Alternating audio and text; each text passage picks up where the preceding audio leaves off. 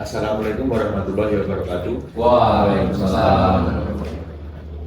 Nah, teman-teman, di sini kami dari kelompok 1 akan membahas tentang perkembangan pendidikan jasmani dari zaman Yunani hingga era modern. Ya, di sini sudah bersama Mas Kevin. Ya, saya Kevin Nugraha, biasa dipanggil Kevin. Saya mahasiswa aktif juga di Fakultas Ilmu Keolahragaan, Prodi Pendidikan Jasmani. Oke, baik, langsung saja kita masuk ke materi. Ini ada 4 pertanyaan dari kelompok kami. Isi bertanya, Mas. Oke, Yang pertama, bagaimana sih peran olahraga dalam kehidupan masyarakat Yunani kuno, dan apa aja sih tujuan masyarakat Yunani menyelenggarakan kegiatan olahraga seperti Olimpiade kayak gitu?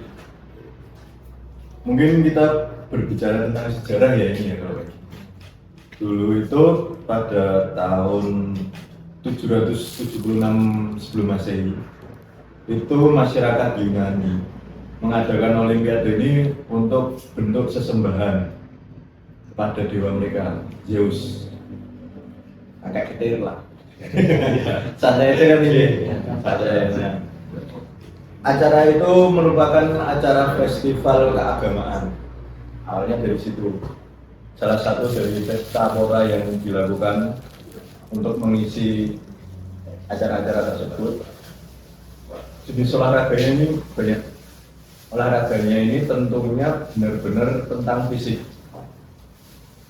Dari olahraga lari, gulat, tinju, lompat jauh, pacuan kuda, sama kereta kuda. Untuk filosofinya dari Yunani sendiri, itu olahraga dianggap sebagai cara untuk melatih tubuh dan jiwa untuk mencerminkan ideal atau kalos kagatos, keindahan dan kebaikan. Jadi benar-benar mengolah raga.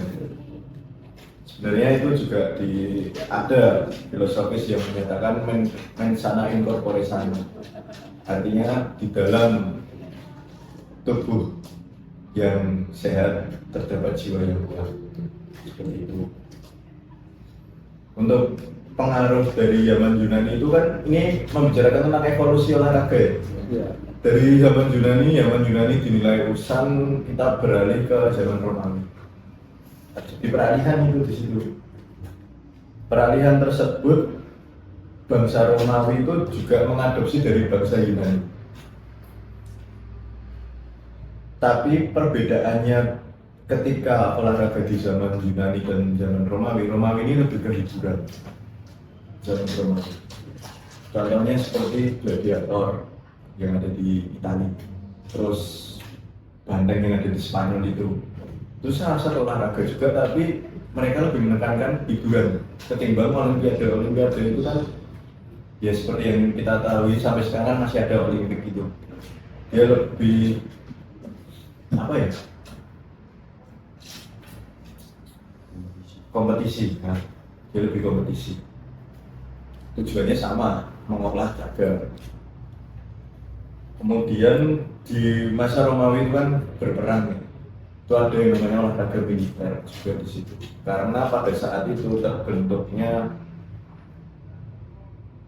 sebuah apa ya, bisa dibilang era tentara itu ada. Nah itu olahraga militer fisik itu seperti combat sport untuk sekarang, gulat, sumo dan lain-lain itu dari situ. Di abad pertengahan ketika Olimpiade dari Yunani yang saya sebut itu terjadi penurunan tahun 476 sampai 1500 Masehi. Itu di setiap belahan dunia terbentuk olahraga masing-masing atau diistilahkan sebagai permainan rakyat atau olahraga lokal. Itu salah satu perubahan lagi dari Yunani Romawi ke olahraga lokal atau permainan rakyat.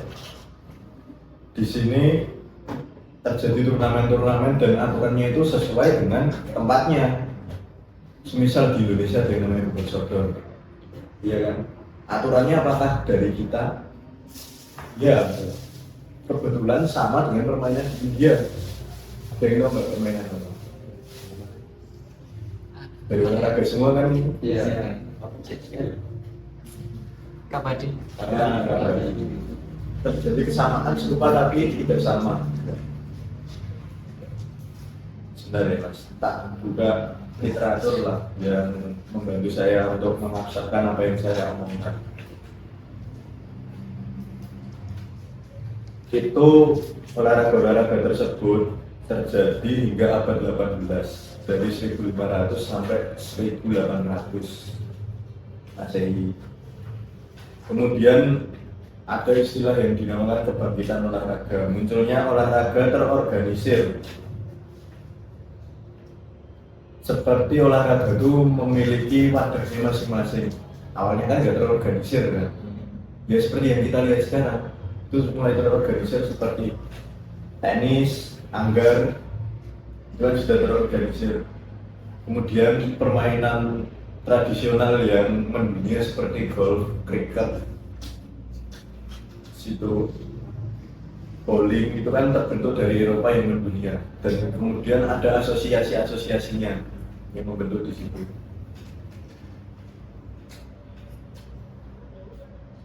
Kita beralih dari abad 18 ke abad 19. Abad 19 itu perjalanannya mulai memodernisasi olahraga. Kelahiran Olimpiade modern itu dimulai dari Pierre de Coubertin yang menghidupkan kembali olahraga. Budaya Yunani dihidupkan oleh Pierre ini dengan moto Situs Altus Fortius, lebih cepat, lebih tinggi, dan lebih kuat. Itu moto pertama kali Olimpiade dengan modernisasi olahraga.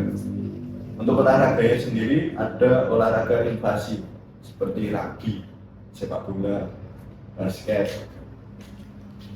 Kemudian ada juga cabang atletik seperti lari, terus lompat, lempar, seperti itu. Untuk pendidikannya sendiri, pendidikannya ini penyebarannya melalui kolonialisme. Kan pada saat itu bangsa Eropa lagi berjaya kan, kolonialisme itu lewat sekolah Inggris, kemudian contohnya seperti kriket yang dari India bisa sampai Australia, itu melalui kolonialisme. Seperti itu. Abad ke-20, abad sekarang yang kita lalui lah, yang kita jumpai secara langsung, kita tahu relevansinya seperti apa. Itu adanya profesionalisme dan globalisasi terhadap olahraga itu sendiri. Olimpiade modern menjadi ajang internasional dengan cabang olahraga baru yang seperti kita kenal sekarang. Bahkan wanita mulai berpartisipasi, yang sebelumnya kebanyakan dari zaman Yunani dan Romawi itu kebanyakan cowok yang diadu istilahnya, yang saya istilahkan sendiri loh. Itu sekarang wanita mulai ikut serta, jadi tidak hanya pria. Nah, itu dimulai pada tahun 1900. Meski olahraga yang female atau wanita ini terbatas, tapi itu sudah mulai booming lah, wanita ikut. Untuk media dan komersialisasinya itu mulai ada, mulai diliput, mulai ditayangkan di TV, bahkan ada di koran, radio tentang olahraga yang dijalankan. Contohnya apa? Ya kita kemarin lihat kualifikasi Piala Dunia, Indonesia nggak lolos. Ya, itu kan mulai modernisasi olahraga kan. Kita walaupun di sini pertandingannya di Arab, kita bisa lihat. Dan penggunaan seperti VAR untuk peraturan olahraga, seperti VAR, terus apa sensor gol yang di gawang itu kan salah satu dari bentuk modernisasi. Itu terjadi di era abad 21 sekarang ini. Di abad 21 ini benar-benar regulasi atau apa itu ditekankan, kemudian sportivitas dibangun. Jadi olahraga tidak hanya seperti zaman Yunani untuk kebutuhan spiritualitas dengan Tuhan atau acara keagamaan, tapi sekarang sudah mulai kompetitifnya Romawi dapat, kemudian di Yunaninya mengolahragakannya juga dapat. Dari segi fair play atau apa ya istilahnya fair play, nah, keadilan atau ya benar-benar bermain layaknya permainan lah, nggak memberatkan dari sisi itu juga dapat. Itu terjadi di era sekarang, era abad ke-21. Muncullah olahraga baru juga seperti e-sport, ya kan, mulai dengar kan e-sport, bahkan sepak bola pun sekarang ada di FIFA, PES, ada yang di MOBA, peperangan pun sudah tidak perang secara langsung, MOBA 5 versus 5, Dota, Mobile Legends, PUBG. Oh, iya. Era globalisasi ini itu yang bisa kita lihat perbandingannya berbeda sekali dengan yang saya ceritakan era Yunani. Mungkin ada pertanyaan tadi, apa sih perbedaannya? Saya bisa terangkan sedikit. Perbedaannya ini dari awal kan saya bilang Yunani itu tujuannya untuk ritualitas keagamaan. Itu salah satu perbedaannya. Sedangkan di zaman Romawi itu lebih untuk kehiburan. Sedangkan di zaman sekarang itu benar-benar kompetitif yang adil, bermain. Bahkan ada yang bilang memperjuangkan nama baik negara itu lewat olahraga. Hampir keliru. Ke agama. Negara itu lewat olahraga.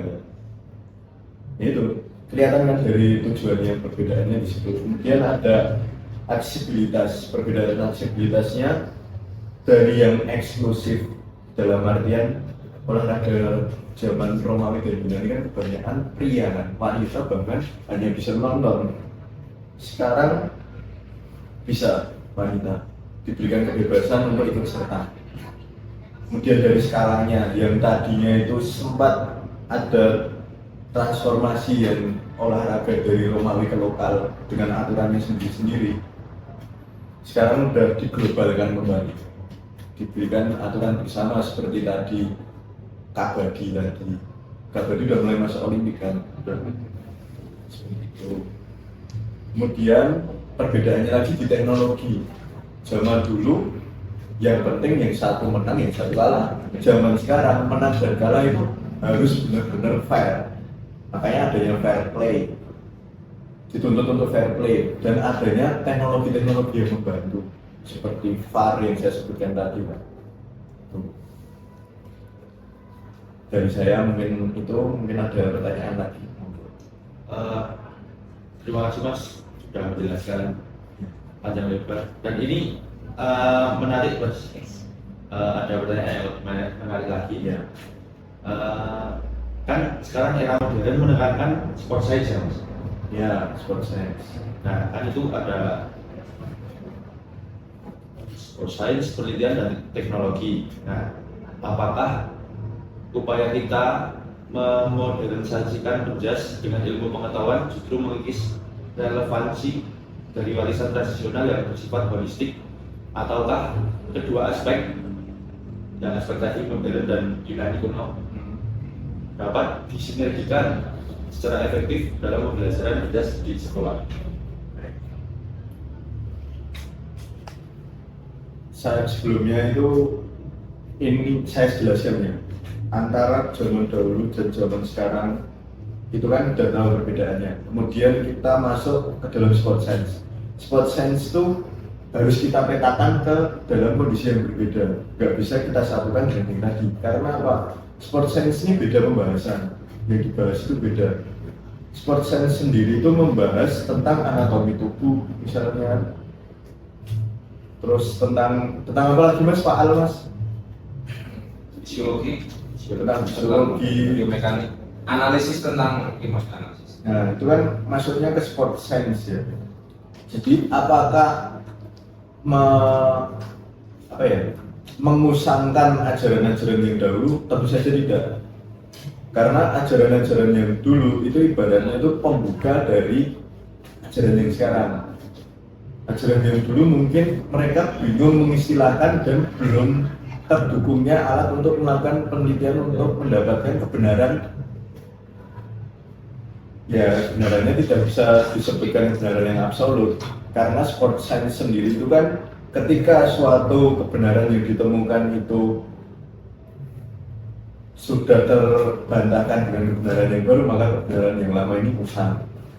Itu. Sedangkan kalau di zaman dahulu sebelum mengenal sport science, olahraga zaman dahulu itu tidak bisa disebut usang karena titik awal pembuka itu yang dinamakan filsafat. Filsafat itu seperti itu. Mungkin bagi orang yang benar-benar mengutamakan realitas, relevansi, rasionalitas, mengatakan filsafat itu usang. Tapi tidak bisa dikatakan seperti itu. Karena apa? Ketika tidak ada filsafat, rasionalitas itu tidak akan terjadi. Karena apa? Filsafat itu cara berpikir kita. Kenapa saya bisa ngomong seperti ini? Karena saya pernah terjebak pada saat itu. Saya mendebat orang filsafat bahwasanya filsafat itu sudah tidak berguna. Memang tidak berguna bagi saya yang sudah melewati. Tapi ketika orang mau belajar, dia harus melalui jalan itu. Analoginya seperti itu. Bisa menjawabkan pertanyaan yang tadi dengan analogi tadi. Ya. Ya, ini sangat menarik sekali ya teman-teman. Dari sejarah kita zaman Yunani, zaman Romawi, dan sekarang era modern itu sangat Ya ada transformasinya. Nah, ya ini sekarang pertanyaannya Mas, ini sangat menarik sekali. Sekarang ada e-sport itu tadi, Ya. Itu kan mengingat tentang masalah obesitas dan penurunan aktivitas fisik ya itu Mas. Ya. Nah, itu seberapa relevan sih filosofi pendidikan jasmani dan Yunani kuno, dan bagaimana untuk menyelesaikan masalah kesehatan di Indonesia saat ini terhadap itu tadi yang kan e-sport kan kayak olahraga kayak gimana ya, kayak masih kalau dia yang mengandalkan taktikal kan itu enggak kayak yang membakar kalori atau olahraga seperti tidak berkeringat atau yang lain-lain. Kemudian itu kan tidak sehat. bisa jadi begadang terus kan. Kesehatan mata juga terganggu. Gimana ya? sebenarnya ini tergantung dari mana kita melihat. Sudut pandang kita kan ada. Ketika ditanyakan gimana sudut pandang tentang Yunani yang kuno sama e-sport yang sekarang banyak obesitas itu ya kembali lagi ke kesadaran, dimana ketika kita memang benar-benar menjadi atlet pro atau pro player itu sebenarnya kan adrenalin yang membuat kalori kita berkurang kan. Makanya kenapa bisa disebut e-sport, adrenalinnya kan naik, ya kan? Adrenalin naik, kita berpikir dengan keras, itu kan membutuhkan kalori yang lebih. Kenapa bisa dikategorikan sport? Itu karena hal tersebut, seperti main catur lah. Main catur itu kan karena dia berpikir banyak menguras kalori. Nah, seharusnya pola latihan para atlet ini yang diperbaiki ketika tujuan awalnya ini sehat secara jasmani dan rohani. Menurut saya e-sport itu hanya menyehatkan rohani. Kenapa seperti itu coba? Ada yang bisa jawab nggak? Oh. Lebih ke itu Mas. Kalau kan lebih ke mental.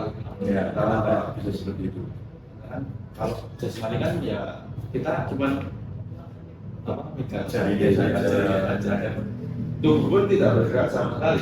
Kenapa saya bilang lebih ke rohaninya? Itu karena e-sport itu mengajarkan emosional intelijen. Bagaimana ketika kondisi tertekan, kita bisa keluar dari tekanan tersebut.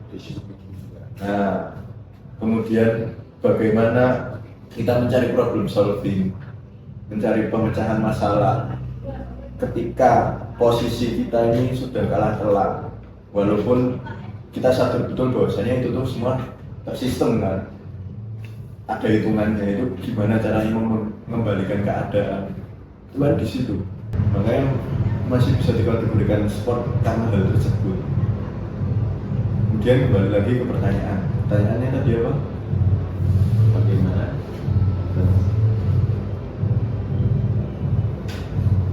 Mengatasi kesehatan Indonesia. Ya, mengatasi kesehatan Indonesia?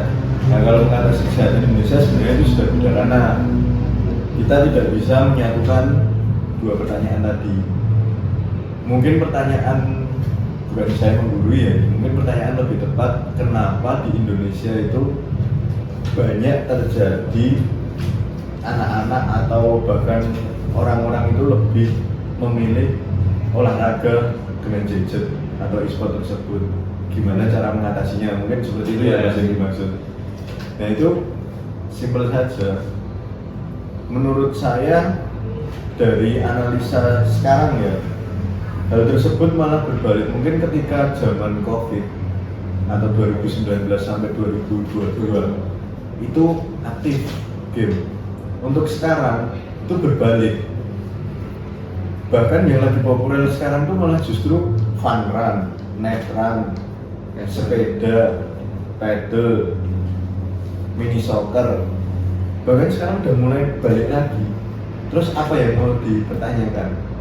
Nah itu tinggal kita bagaimana menjaga popularitas tersebut, maksudnya tren-tren tersebut supaya tetap berjalan.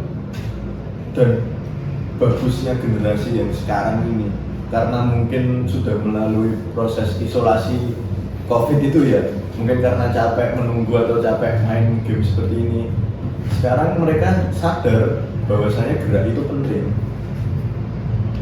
Sekarang sudah kan lagi booming lagi, kalistenik juga booming.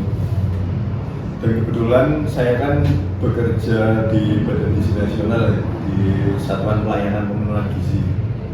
Itu selain memaksimalkan produk yang kita buat untuk memenuhi nutrisi anak, saya juga bertanggung jawab untuk mengadakan penyuluhan kepada sekolah-sekolah bahwasannya gerak fisik anak itu lebih penting daripada nutrisi tersebut. Nutrisi yang sedikit itu ketika gerakannya itu terpenuhi, bisa terbakar semua, itu lebih efektif daripada terjadinya surplus nutrition. Surplus nutrition yang terjadi nanti apa? Banyak yang diabetes, obesitas, seperti itu. Kalau mau ditanyakan mengenai yang keluaran, monggo, saya terbuka. Karena niat saya menerima panjenengan di sini itu untuk belajar bersama. Saya belajar menyampaikan, jenengan mungkin belajar menerima informasi dari saya. Seperti itu. Jadi saya harap yang terlepas dari sini, jenengan itu ada peningkatan. Yang next set muda akal ya, berarti yang betul itu nih. Monggo mau ditanyakan boleh. Tidak punya tambahan Atau mau minta Mas Rahmat untuk info? Wah, boleh. harusnya tadi kan ada 3 orang, nah itu harusnya dikembangkan. Tadi kan bahas tentang feminisme juga, harusnya lebih asik loh ya. Tadi kan sampai 1 orang ini mau friend telur, ngomong siji ya. Saya mau siji. Itu ya, sing mulai apik kae katanya. Mas, oh, Oh sudah sih tadi. Ya, cukup. ada pertanyaan apa? Mungkin cukup sampai sini dulu ya Mas. Baik. Mungkin nanti jika ada kesempatan bisa main-main ke sini lagi, Monggo untuk menanyakan sesuatu yang sangat sakral dan Besani. Apa-apa. Ape. filsafat ini. Terima kasih banyak ini Mas Kevin, ilmunya yang sangat bermanfaat. Sama Mas Sinten Enggak usah, itu saya. intinya ini sangat bermanfaat bagi kami, entah itu dari segi visi dan segi pembelajaran itu sangat, menurut saya sudah sangat jelas dan sangat inilah mengurai. G, bisa ya, jelas. Berarti sudah jelas semua. Lalu ketika jelas yang Anda tangkap pembicaraan dari saya itu apa saja? Coba dia mau tahu satu-satu. Yuk, kita baik. Iya sih, kameramen rasa lah fokus toh. Sing frame dulu. Mungkin dari materi yang dapat saya tangkap itu dari zaman Yunani kuno itu terdapat perbedaan perkembangan dari Perkembangan pasti ada perbedaan.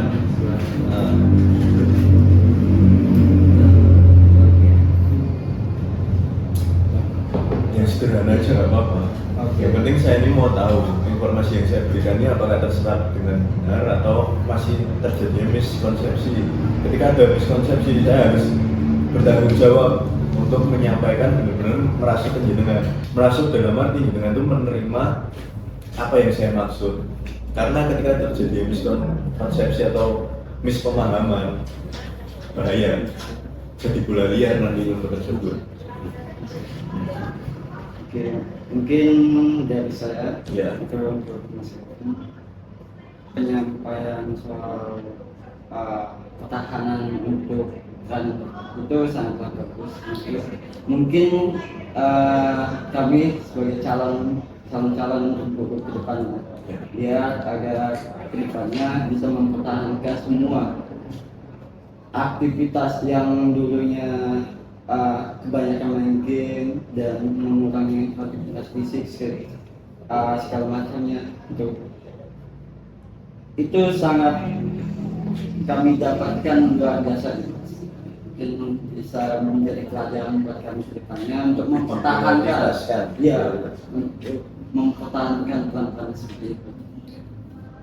Itu mungkin ada Untuk dari saya, dari pertama tadi zaman Yunani itu kan olahraganya itu menyembah dewa, dan itu kan mungkin untuk apa ya, intinya cuma bisa saya itu gede, dan kalau saya itu keren, cuma kayak pembuktian, untuk saya ajang pembuktian bukan aja yang prestasi kayak misal sudah dari yang Ajang spiritualitas lah. spiritualitas metodenya. Terus sama tadi yang saya tanggapan olahraga wanita, karena wanita kan juga